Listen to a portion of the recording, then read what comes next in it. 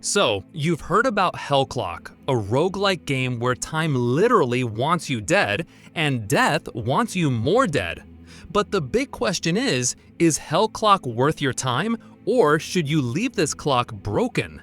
Right from the start, Hell Clock lets you decide how much pain you want in your life. You can go for softcore mode, which is your standard roguelike experience, die, restart the floor, no big deal. Or you can test your inner masochist in hardcore mode, where death deletes your character completely. Poof, gone, no second chances.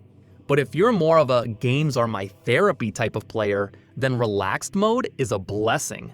There's no timer, no stress, and you can just beat up demons at your own slow, chilled pace.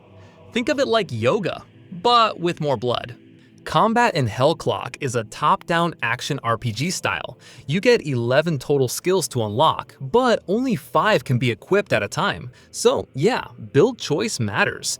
You might be zipping around with split shot or blasting through demons with repeater. It all depends on what kind of chaos you want to cook up. You'll also be collecting blessings and relics, which help you build your character on the fly. Some give more damage, some increase survivability, and some just make you feel like an absolute demon-slaying beast. And here's the spicy part. There's a clock ticking down, forcing you to move fast. You can extend time by killing bosses or finding certain drops. It's like speedrunning, but with way more sweat and way fewer bathroom breaks. Now, let's talk about the art style. If Path of Exile and a Brazilian horror film had a baby, you'd get something like Hell Clock. It's gritty, dark, and looks like it crawled straight out of a nightmare.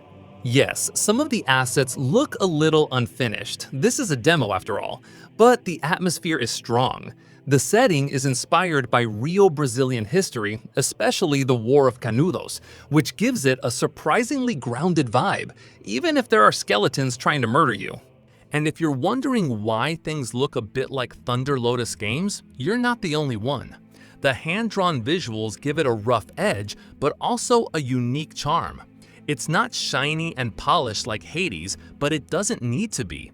It knows what it is, a gritty, fast-paced indie roguelike that punches hard. Let's give a shout out to the sound team because the Portuguese voice acting in this game hits hard. The main character Pajeo has presence, and every clash, dodge, and demon grunt has weight.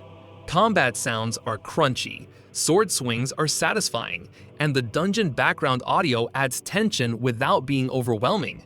And while the full soundtrack isn't available yet, there are hints that a haunting, brooding score is coming, and honestly, that would just elevate things even more. The UI in Hell Clock is surprisingly clean. Health and timer are at the top, skills at the bottom, and loot notifications are just subtle enough not to block your view during chaotic fights. You get 3 ways to control the game: WASD, mouse click mobile style, or gamepad, and the devs are actively tweaking these. One recent update even made WASD movement smoother and added auto loot, because yes, no one wants to stop mid-combat to play pick up the item simulator.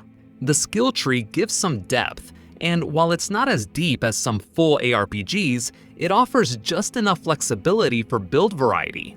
Stack speed, boost your crits, or focus on survivability. The choice is yours. Okay, it's not perfect. The demo did have some bugs early on, like movement getting stuck or skills not firing correctly, but recent patches already fixed most of that. The biggest limitation isn't the bugs, it's the content. You're looking at about 14 floors in the demo, which is fun and replayable, but you'll hit the ceiling pretty quickly. Thankfully, feedback from the community has been positive, and the devs are clearly listening. If they keep this up, the full release could be much more polished. So is Hell Clock worth playing based on the demo? If you love fast-paced action, roguelike gameplay, gritty visuals, and don't mind dying repeatedly while a giant invisible timer mocks you, yes, it's definitely worth trying out.